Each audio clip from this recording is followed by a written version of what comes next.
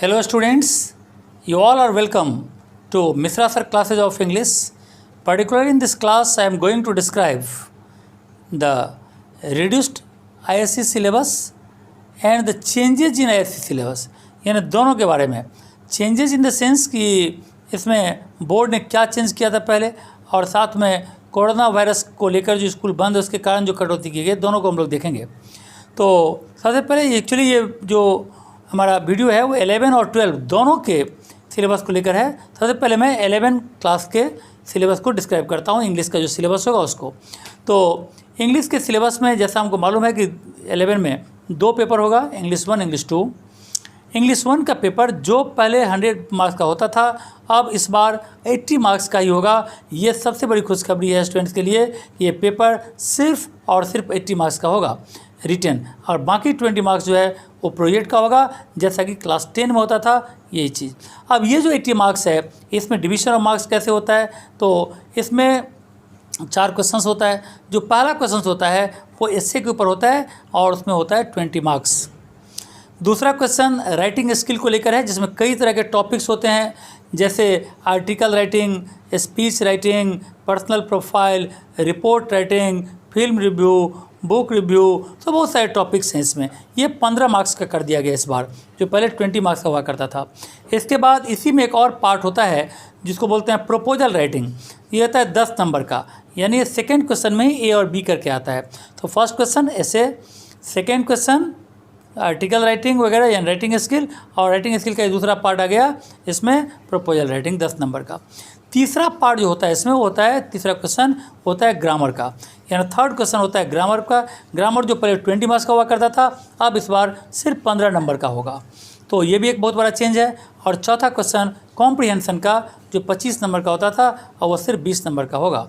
तो इसका मतलब सबसे पहले 20 का ऐसे, फिर उसके बाद 15 का आर्टिकल राइटिंग वगैरह, रिपोर्ट राइटिंग तो 35 हो गया. फिर उसके बाद 10 मार्क्स जो है वो प्रोपोजल राइटिंग के तो 45 हो गया.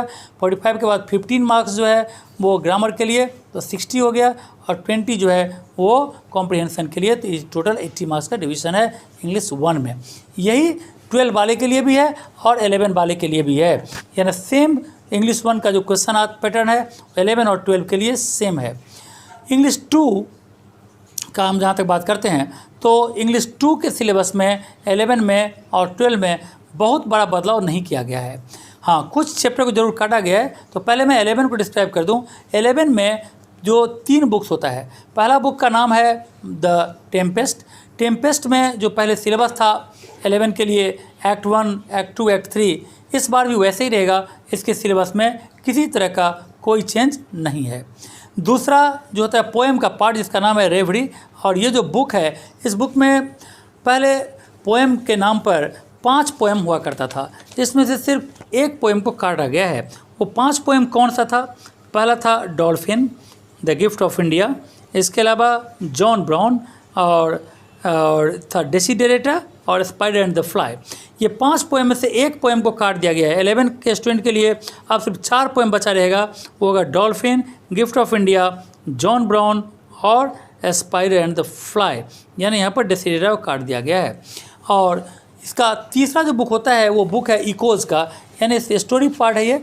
इस स्टोरी पार्ट में भी 5 स्टोरी पहले हुआ करता था, सेल्वेटोर, फिट्ज, क्वालिटी, इसके अलावा चाइनीज स्टैचू और gorilla in the guest room. इसमें से भी एक स्टोरी को काटा गया है, gorilla in the guest room को काट दिया गया, जो काफ़ी बड़ा स्टोरी था. तो बाकी जो 4 बच गया, सेल्वेटोर, फिट्ज, क्वालिटी और चाइनीज स्टैचू, ये 4 स्टोरी 11 के सिलेबस में होगा.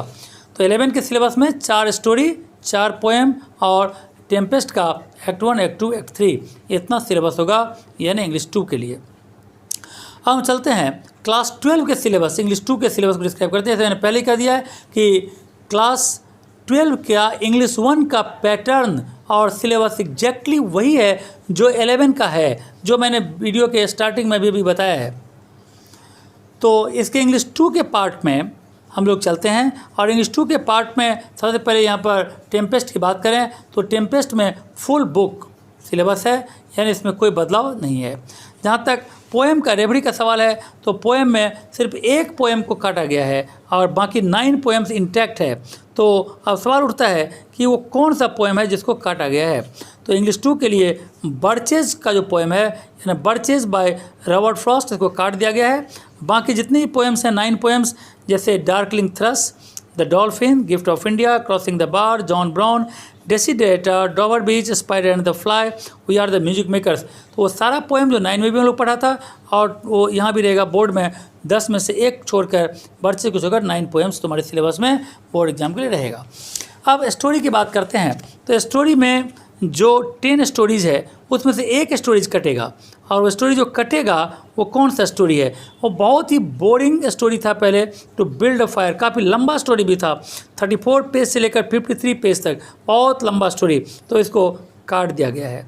अच्छा हुआ ये कट गया, और बाकी के 9 स्टोरीज़ हैं वो ऑलरेडी तुम्हारे सिलेबस में इंक्लूड है, रहेगा।